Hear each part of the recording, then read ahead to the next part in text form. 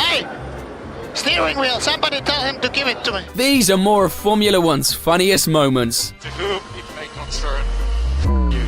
Alright, let's start by picturing this. You're Fernando Alonso, two-time world champion, the king of Spain, the best of the best. Enormous bravery by Alonso. Incredible. He wins the Italian Grand Prix at Monza. What a move, Fernando Alonso! However, you've spent the last decade dragging underperforming cars to places they had no business being.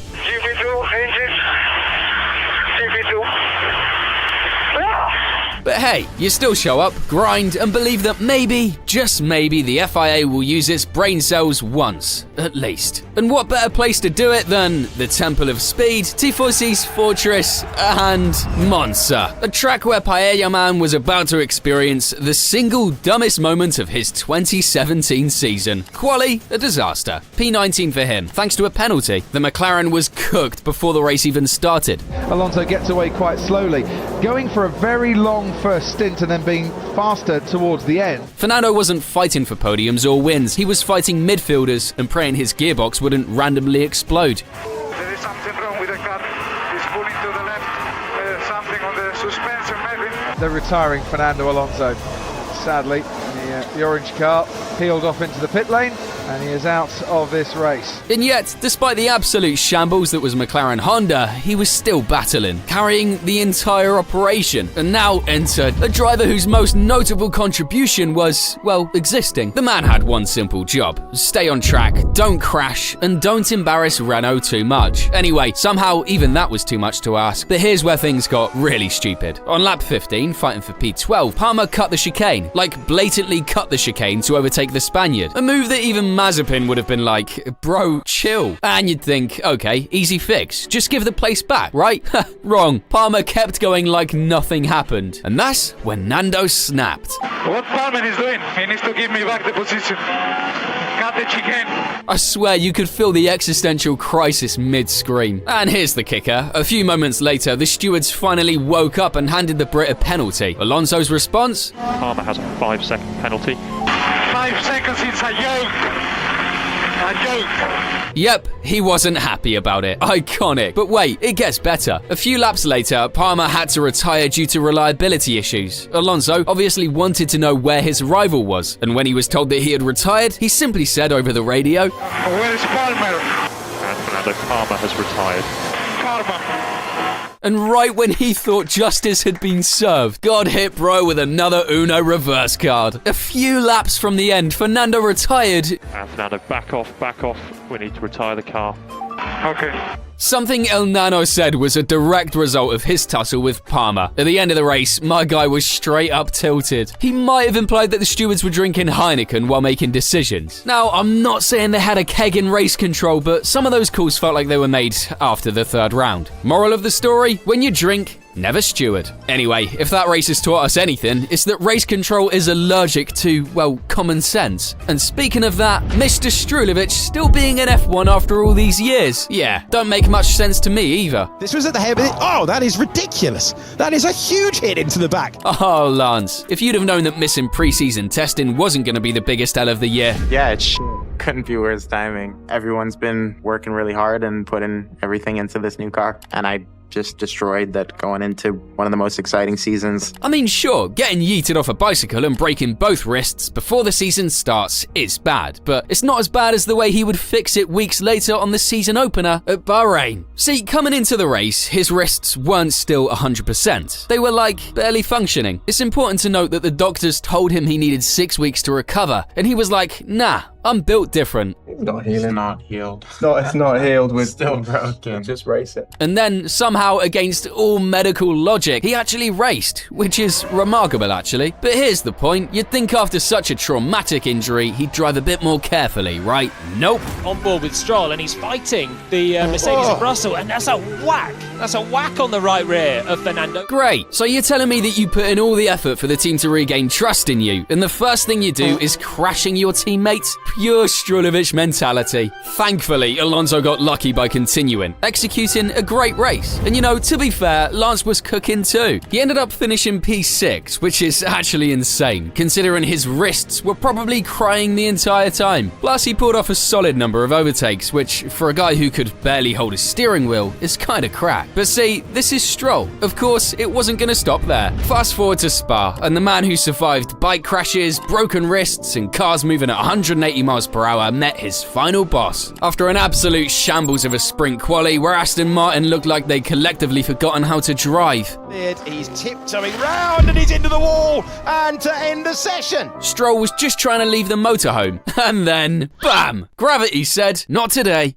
However, that, my friends, is the Lance Stroll experience. One moment he's pulling off a clutch victory drive with fractured bones, and the next he's getting packed by a staircase. Elite consistency. Honestly, at this point, Aston Martin probably drops more fixing Stroll's crashes than they do paying the whole crew. They probably wish they could get a discount, and maybe they can with today's sponsor, Coopert. Coupert's a free browser extension that saves you money faster than Lancey Boy can find a wall. Just install it, and every time you're checking out online, Coopert automatically hunts down and applies the best coupon codes for you. No digging, no guesswork, just straight up savings. Coopert works on pretty much every browser: Chrome, Edge, Opera, Firefox, Safari, you name it. So if you like spending less for the exact same product or service, this is your go-to. Coopert does three main things, by the way: automatic coupon testing, cashback rewards, and price comparison services. What does that mean? That you're never overpaying, even when you're impulse buying some new merch. And the best part, you can cash out through PayPal, gift cards, or straight to your bank. So whether you're trying to grab those sick Alonso bed sheets or just buy groceries, save smarter with Coopert. Hit the link in the description to install the extension or grab the app. Crashing might be pricey, but shopping doesn't have to be. Look, not everyone can pull off Stroll's brand of accidental comedy, but what if I told you there's a driver who can chug drinks and still cook when it matters most? The name's Hunt.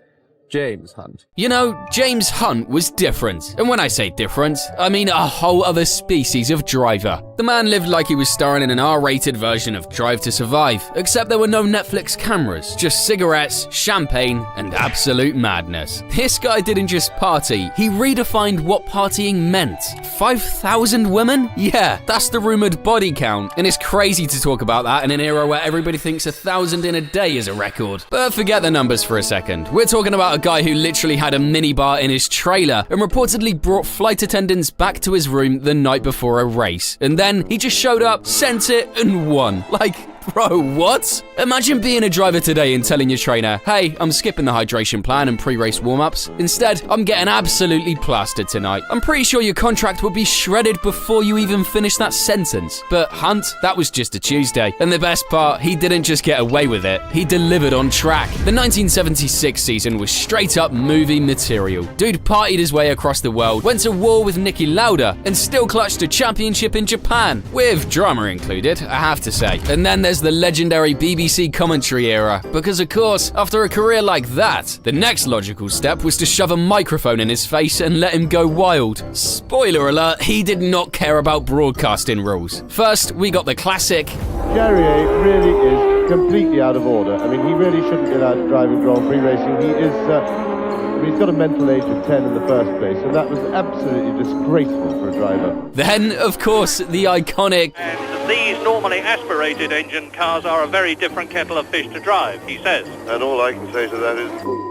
So, anyway, there goes Arnoux in the... I love how much Murray Walker just casually ignored him and kept commentating. Peak British television. Now, obviously, James wasn't perfect. The guy was reckless, unpredictable, and definitely wouldn't survive a single FIA meeting in 2024. But here's the thing, we will never see another driver like him. The man was built for an era where races were dangerous, sponsorships were less corporate, and your race routine involved a stiff drink, not a sports psychologist. And somehow, even with all the insanity, he still left F1 as a world champion. Honestly, that's gotta be one of the biggest flexes in motorsport history. Speaking of which, imagine James trying to survive in 2020. No late night parties, no chain smoking on the grid, and worst of all, quarantine bubbles. I can already hear him saying, that is bullshit. But hey, let's remember that time for a second. You know, streaming's golden era when the F1 drivers were not just athletes, but full-time streamers, meme lords, and absolute clowns. I mean, sure, COVID shut down the actual racing for a while, but did that stop the the grid from competing? Of course not. They just took the fight online. And this wasn't just some casual gaming session. Nah, these guys went full try-hard mode, sweating in virtual races, roasting each other in chats, and in Charles Leclerc's case, locking in so hard that he didn't realize his girlfriend came home.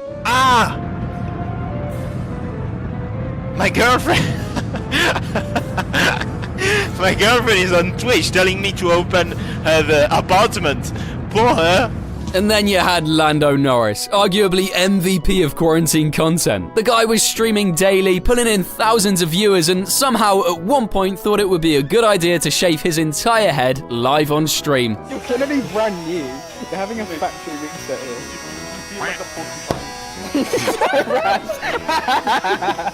Yep, and that's how he had another alter ego to the list, Boldo Norris. Man really said, if I can't race, I'm gonna do a full aerodynamics test on my own Scout. To make things even better, esports races were absolute chaos. Like, real F1 had strict track limits, serious consequences, and, you know, actual rules. Meanwhile, the video game, they had Luis Fonsi.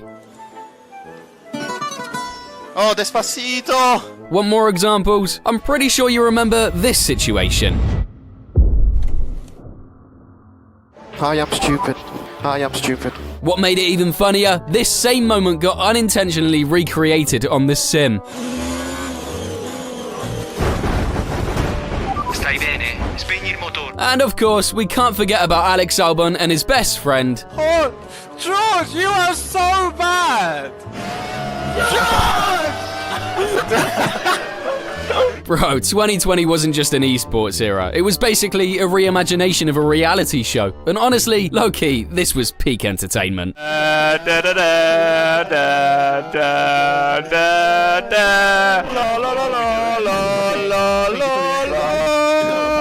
So the pandemic gave us bits, raids, and drivers becoming YouTubers. But let's bring it back to actual racing, because up next is a moment so petty and iconic, it became a meme overnight. Yeah, to whom it may concern, you already know where this is going. Let's talk about the coldest man on the grid, Valtteri Bottas, a Finn with the energy of a man who just finished his last day at a corporate job. Alright, so you love the Aussie lifestyle? Then stay with me, because we're flying to Albert Park. Flashback to 2019. The lights go out, and Bottas absolutely gone, vanished. Like, no wheel spin, no hesitation, just pure launch control.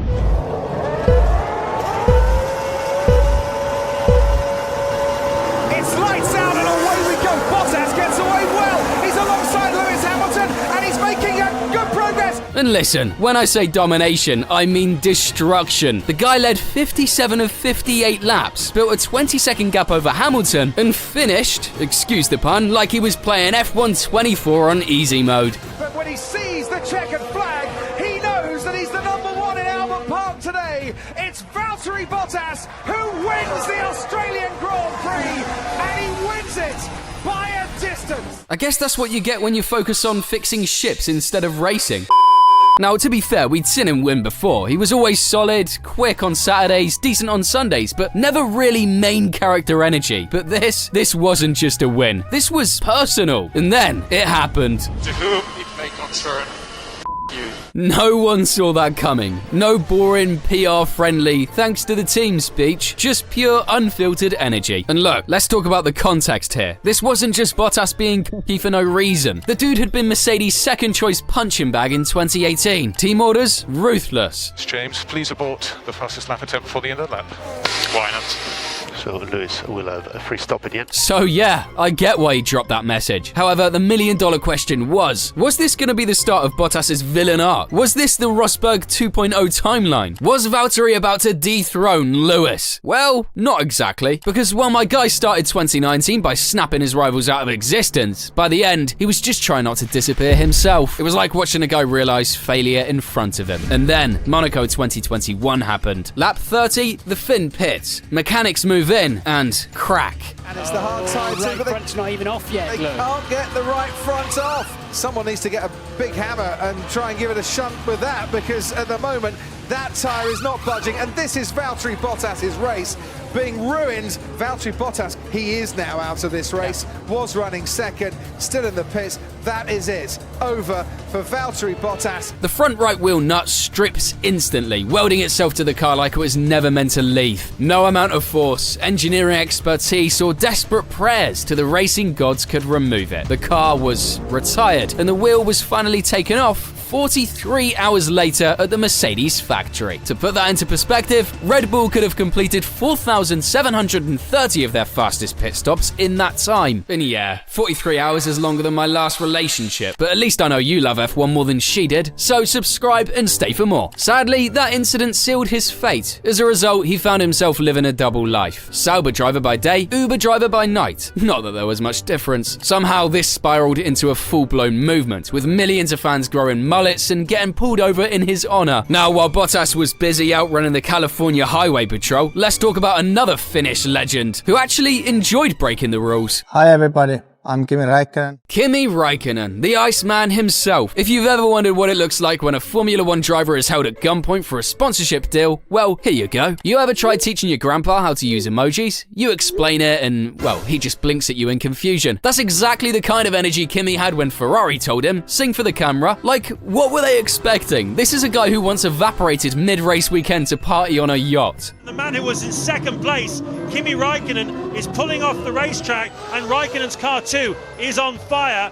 So we've lost the second and third place man in this race, and now Räikkönen is out of this Grand Prix when he was looking set for certainly a chance to win it at one point. And a long walk back through the tunnel. That's a good 20 to 25 minutes to the paddock from there. And there's a forlorn Kimi Räikkönen still trying to find his way back. Is that the second place man now is Juan Pablo Montoya, but look how many cars are between him and Montoya. There is Kimi Räikkönen. He's not even gone back to the paddock. He's got his shirt off. He's on his boat, which has a splendid name, One More Toy. He's with some of his best mates from Finland who've consumed their own weight in champagne and beer. Ferrari really thought this was the man to spread the Christmas joy. Bro, they had no chance. So they put him in a Santa hat, handed him some jingle bells and told him, look festive. And Kimi, yeah, he did the bare minimum. He sat there mumbling out words like a kid forced to sing at a school play. We wish you a Merry Christmas. Someone please give this guy some vodka. The team had options. They could have done a collab with Button, Ricciardo, Norris, guys who actually enjoyed being on camera, but nope, they doubled down. And just when you thought it couldn't get worse, they tried again. This time it was a Japanese commercial, and somehow it was even worse. Konnichiwa, Japan. Make sure you come visit Marlboro.jp regularly.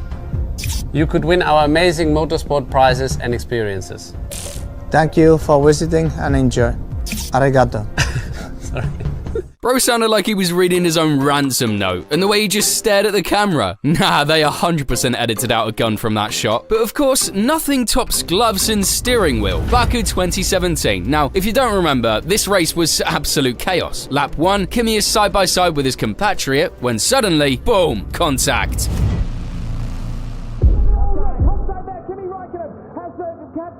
Valtteri, in his infinite wisdom, clatters into number 7, launching Kimi into the barriers and giving him floor damage right off the bat. To nobody's surprise, he was fuming. Then lap 20 happened. And bro, if lap 1 was bad, this one was an absolute war zone. Verstappen's car dies, Perez and Ocon crash like it's an F2 sprint race. There's the two Force Indias collide there and there's big damage Both damaged. to Perez's front wing. Both damaged. You're right, Esteban Ocon might have a puncture there in his right rear as well. And then, out of nowhere, a rogue piece of debris slices through Kimi's rear tyre like a katana. Obviously, this led to a safety car. And is Räikkönen in trouble here as well? Looks a bit like a puncture the way his steering's handling. Yes, it is. Right rear puncture. Oh, he's down in 15th already, Kimi Räikkönen. Safety car. Now, if you're Kimi, at this point, your day is already finished. Your car is damaged, and now you're driving on 3 wheels. But Ferrari still thought it was a good idea to try and fix the car. So they tell him to box, and in comes the Iceman. Only problem, Ferrari's pit crew was in full clown mode. Steering wheel.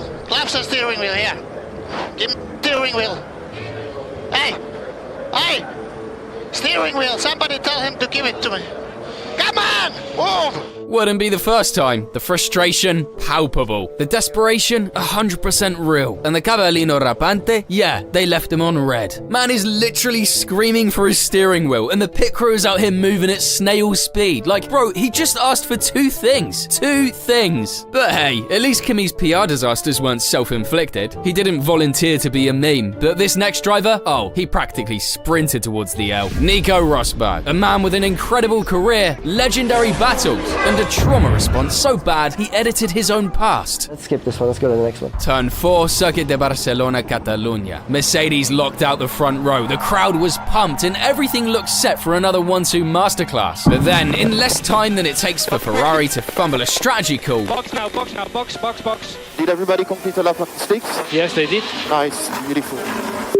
Beautiful. It was all over. And it's lights out and away we go. It was a super start from Nico Rosberg. Hamilton's got going as well, moves over to try and cut off his teammate. Rosberg got the better launch, but Hamilton had insane pace and was closing in fast. So, what does Nico do? And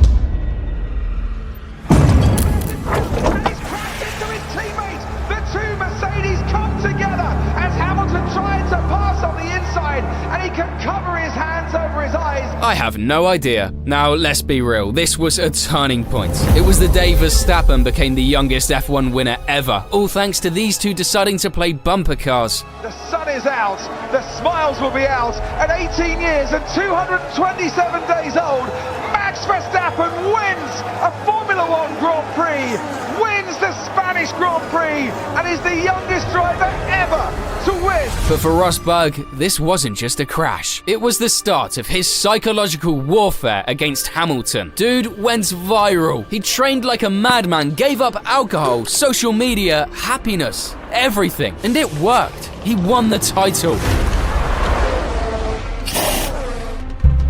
We need you to pick up the pace.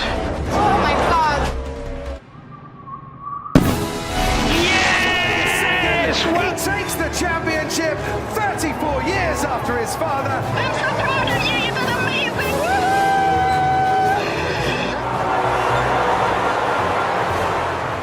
Then, instant retirement. Nico Rosberg has announced his retirement days after achieving his first world championship with Mercedes. Yeah, you know, I've achieved my childhood dream, and I'm here to take the trophy, which is going to be a very, very special moment. And it was very, very tough, because to beat Lewis, I had to throw everything at it, you know, and so it was a really tough time, and I'm not willing to put that sacrifice into it again next year, so it's the best moment to stop. Man literally rage quit the sport. Now, that's already funny, but here's where it gets next level hilarious. Years later, Rosberg, now YouTuber Nico, hopped on a sim to analyze the Circuit de Barcelona, Catalunya. He's breaking down the turns, going full let me teach you about racing mode until turn 4.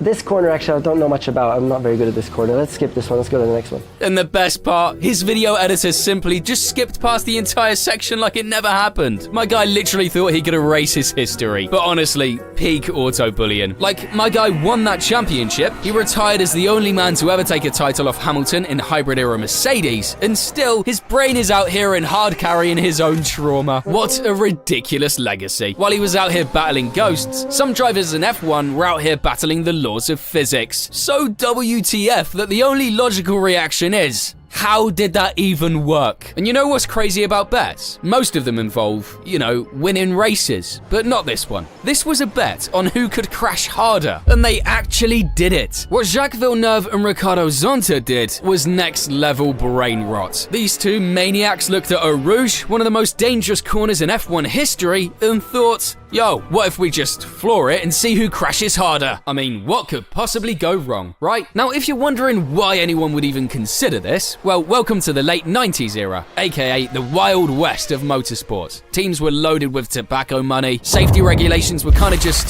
vibes. And if you crashed a £5 million car, no big deal. Light up a cigarette and build another one. And Villeneuve, he was thriving in this chaos. This man was the original Send It merchant before we even had a name for it. But to make things even funnier, he actually convinced Zonta to do it too. So race day comes and Villeneuve goes first. He sends it flat out into Eau Rouge. And surprise, surprise,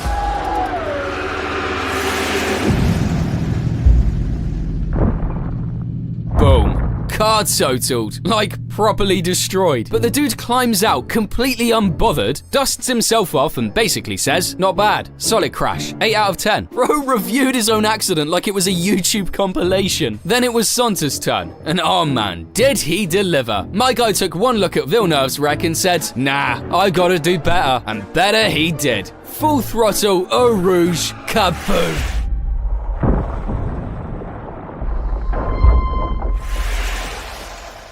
Goes airborne, spinning like a damn Beyblade, debris flying everywhere. Villeneuve just stands there watching the carnage unfold and goes, damn, he won. But the absolute best part, Villeneuve wasn't even mad. He was actually salty that Zonta's crash was better. Dude for real said, I think the impact was smaller, but I rolled, so that was a bonus. He's a little bit disappointed because I think he was outdone by Zonta. Bro turned Eau Rouge into a Red Bull Flugtag event. There is the launch, and it's not too bad. Let's see about the distance. Honestly, this was peak 90s energy. No over-regulation, no endless penalty debates. Villeneuve and Zonta had one goal, to prove who had the bigger balls. And somehow, they both won. Because F1 isn't always about trophies. Sometimes, it's about sending it into oblivion and laughing about it afterwards. And speaking of laughing, have you checked out the first part of this video? Come and take a look. And as always, thank you for watching and catch you in the next one.